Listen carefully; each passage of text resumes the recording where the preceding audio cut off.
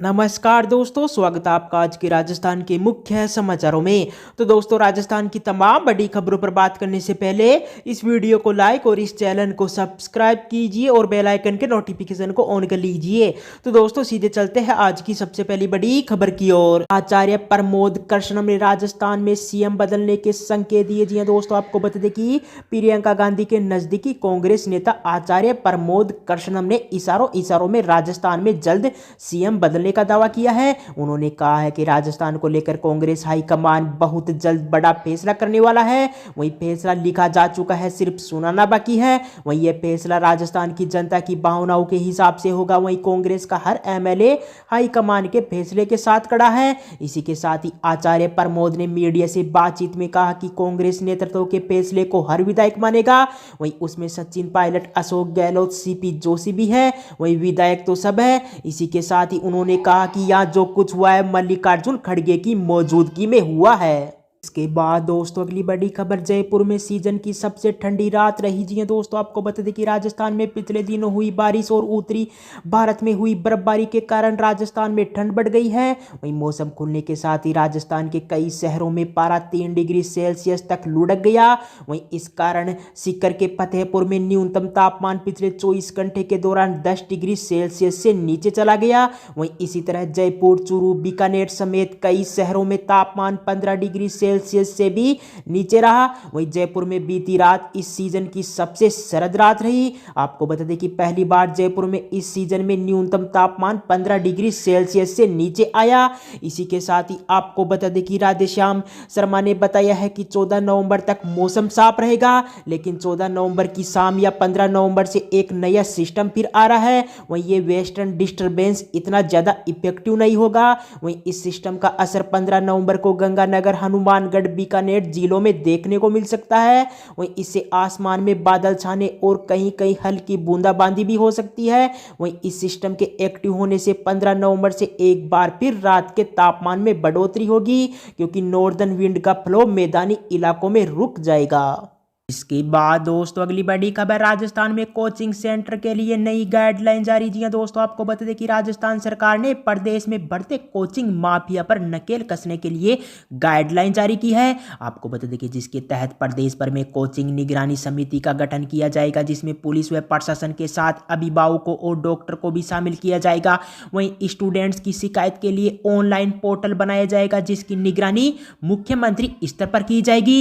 वहीं सीएम अशोक गहलोत ने बताया है कि देश भर में प्रतिस्पर्धा और शैक्षणिक दबाव के चलते स्टूडेंट्स काफी परेशान हैं। वहीं पिछले कुछ वक्त में काफी स्टूडेंट्स ने आत्महत्या भी कर ली है। इसलिए स्टूडेंट्स की समस्या को दूर करने के लिए सरकार ने कोचिंग गाइडलाइन 2022 तैयार की है, जिसमें स्टूडेंट्स की शैक्षणिक व्यवस्था में सुधार के साथ उनकी मानसिक स्थिति को बेहतर बनाने के लिए काम किया गया है। वहीं इसके लिए सरकार के अधिकारियों व कर्मचारियों के साथ अभिभावक और डॉक्टर्स की टीम भी लगातार कोचिंग संस्थानों की मॉनिटरिंग करेगी। वहीं ऐसे में जो भी कोचिंग संस्थान सरकार की गाइडलाइन की पालना नहीं करेगा, उसके खिलाफ सख्त कार्रवाई की जाएगी।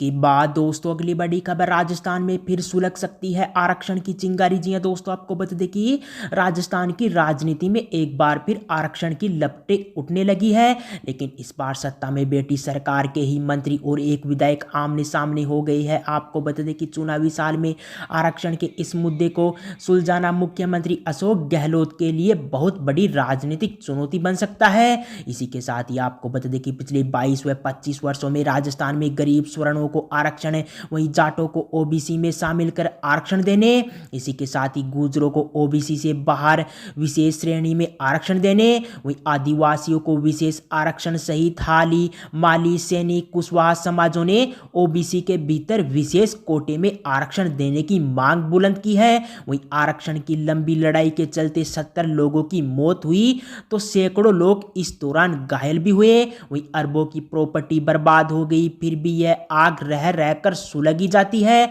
आपको बता दें कि जब चुनाव नजदीक आते हैं तो आरक्षण का भूत बोतल से बाहर आए बिना नहीं रहता है।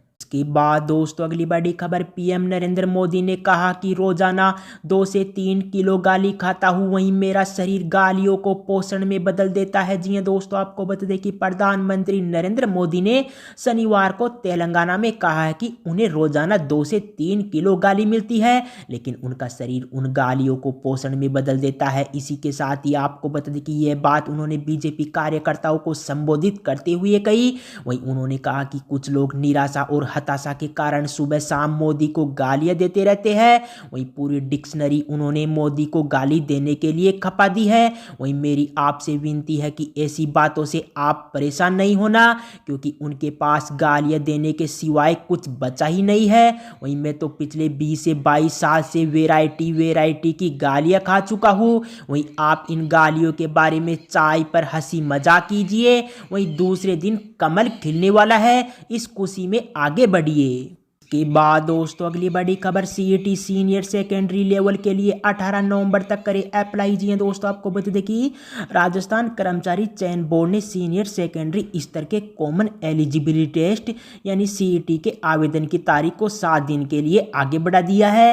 वहीं जिसके बाद अब राजस्थान के 7 सरकारी विभागों में 17,000 पदों के लिए अब अभ्यर्थी 18 नवंबर तक अप्लाई कर सकेंगे।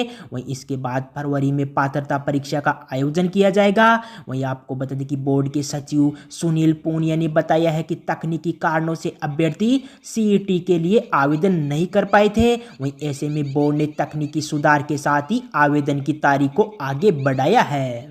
के बाद दोस्तों अगली बड़ी खबर, बीजेपी झुंझुनू से करेगी मिशन 2023 का आगाज।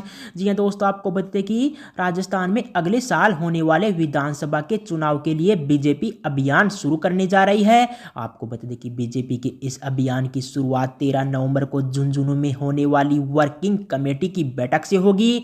वहीं इसके लिए बीजेपी ने तैयारियां पूरी कर ली है। वहीं आपको बता दें कि यूं तो वर्किंग कमेटी की बैठक हर साल होती है, लेकिन 13 नवंबर को होने वाली यह बैठक पूरी तरह चुनावी बैठक है। वहीं इसके बाद बीजेपी पूरी तरह चुनावी मोड में आ जाएगी।